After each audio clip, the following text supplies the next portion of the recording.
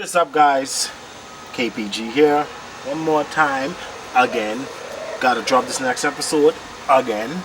Listen, sorry, I know that I'm in the S70 right now. No, I'm not confused as to where I should be on, but don't get misguided.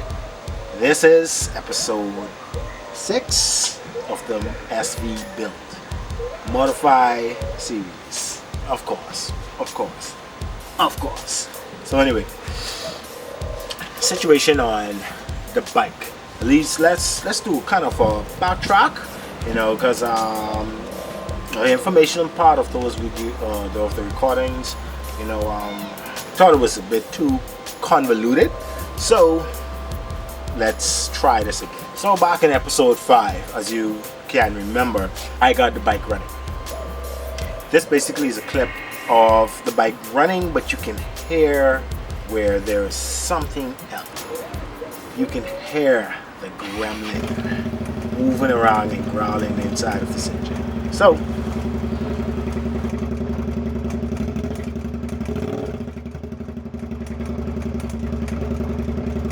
as I might have said concerning the last video, we did check the spark plugs. Obviously we're fine, because we had to check that to get the bike started in the first place. As you saw, the injectors were repaired. That was also solved in that episode. So I was thinking, and you could blame me for being a bit ignorant or dumb in this situation, because I have done work on vehicles with the problem that I will basically reveal in the end, that we found out that is the real issue of the SV. But before we go there, I assume that my first thought on it was thinking or assuming that it was the valves, that the bike might not have run. I know I mentioned that the bike did have oil in it still, like especially residue of oil, what didn't leak out because the engine was open when I got it. So I assumed that it's possible that one of the valves might have popped open, was open like when I started the bike, and for whatever reason it jammed and the piston came up and damaged that valve, meaning that I'm not getting pressure in that cylinder. I basically checked the timing on the bike. I did all of the timing checks correctly. I checked the front cylinder using the marks on the flywheel and everything, make sure that was timed, roll it over again, and then I checked the back one. As you can see, this is on time. The engine was timed right, is timed right, meaning that the engine was never broken down in a way that the timing would be off. So timing wasn't my problem, and based on what I noticed and the way I listened for it, the valves were not my problem. So I basically took that day and tightened up the clutch cable and everything. I got that reacting good, because the way it was first, I thought it might have been a bit too stretched. So every time I tried to put it in gear, the bike, obviously with my hand on brakes, the bike would kick forward and cut off immediately. But I managed to get the clutch cable tight enough where it actually can be used properly. Like if I have the bike running, I actually can use it. I prefer not to in the long run, but I got it working to that extent. And honestly, I was tempted, because that whole experience dealing with the noise, hearing this noise and the engine knocking and having one cylinder running, the whole experience basically had me in a defeated feeling, so I kind of felt defeated. I took the time, to kind of like circle around the bike, view parts of the bike, show off a little things on the recording, sat on the bike, just to digress myself, and then a day or so after that, what I did is I went on a journey. I took a nice walk to the motorcycle shop, where the mechanic that I might have mentioned before, Hots, I was asking him a lot of questions. Now, with Hearts, he was the one that I originally supposed to buy, or tried to buy, the fuel pump assembly from, but he didn't have the full thing, so I had to end up ordering a new one.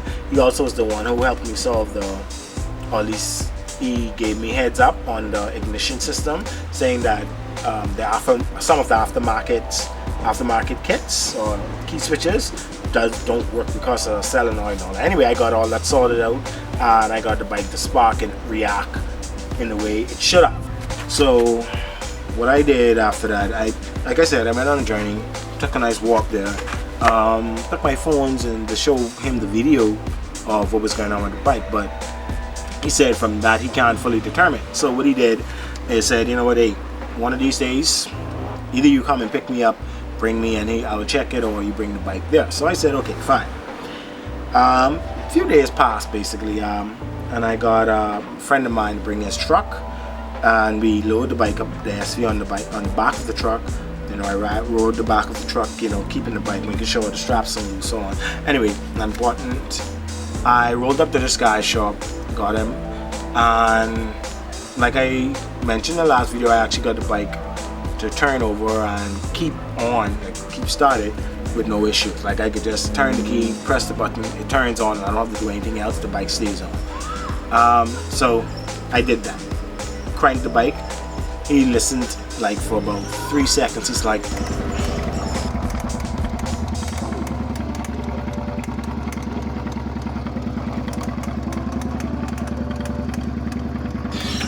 turn it off, turn it off, turn it off. So when he said that, I immediately realized what I was dealing with. My problem was, because like I said before in the last video in episode 5, in some of the writing, I said that based on some of the things that I may have seen inside of the oil, might have alluded that I do have a internal problem, you know. He was asking me about if I saw anything, and I said I saw some shavings, but they weren't really bronze, because he was, you know, assuming that the parts were made of the brass and stuff, or whatever, and, you know, within that color. He immediately said, after he told me to turn it off, he's like, that's crankshaft, or that's your bearings, yeah, rod bearings, basically piston, rod, bearings, crankshaft. That's how an engine basically is set up. Probably show a diagram of it. So let's just say, needless to say, I was not in the best of moods, you know, when that information hit me. It really hit me hard, even though I kind of set myself to take it. We know if that's the crankshaft and all that, like he said, we're talking about an engine basically.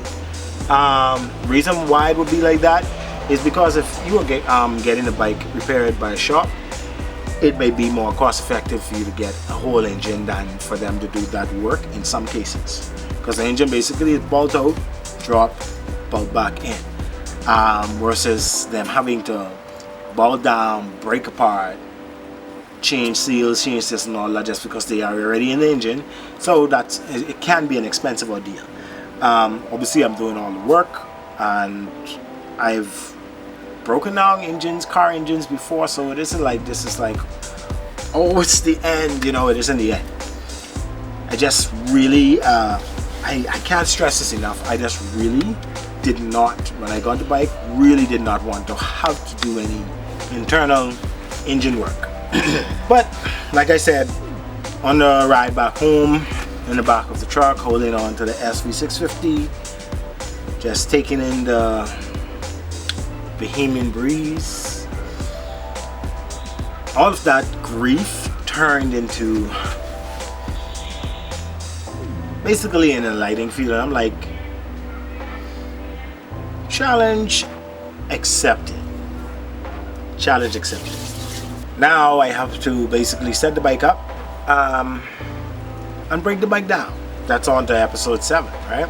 Oh, what I did forget to mention is the gentleman basically said to me also, he's like, he mentioned to me that there was somebody who have another Sv650, probably the same model, most likely the same model, said it's in good condition and everything like that, the bike is running. In the end, depending on how bad my bike is, just say, let's theoretically say if it's just a crankshaft, because everything else in the bike engine seems to be fine.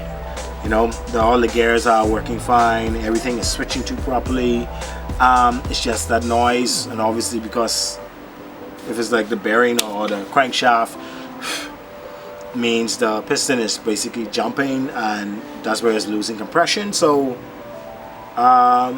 yeah, so just say a whole crankshaft with 2 pistons on it, I can probably get for under $200 for the bike, maybe a bit over $200 or so, and then the bike is sold. So it would still be cost effective for me to repair my own bike. Basically have the time to see exactly what I'm dealing with, and let's just say I'm happy that I did get to break down the engine in a way, and I'll explain why in the next episode. But you know, it's all an experience, and it's part of the point. The point wasn't for me just to take a perfectly good working bike and ride it. That was not the point for this Modify episode, the Modify series. That's not the point at all, regardless of which vehicle it may be. So anyway, that's it for this episode 6 of the Sv650 build. Of course, guys, thank you for watching. Thank you for viewing this, taking your time out to view this. I hope that you enjoyed the video. I know it was way more on the technical side, ish. But nevertheless, I hope you enjoyed. And before you go, I want to say I truly hope that you have a good day. Really good day, really good evening, you know? And of course, I hope to see you on the road.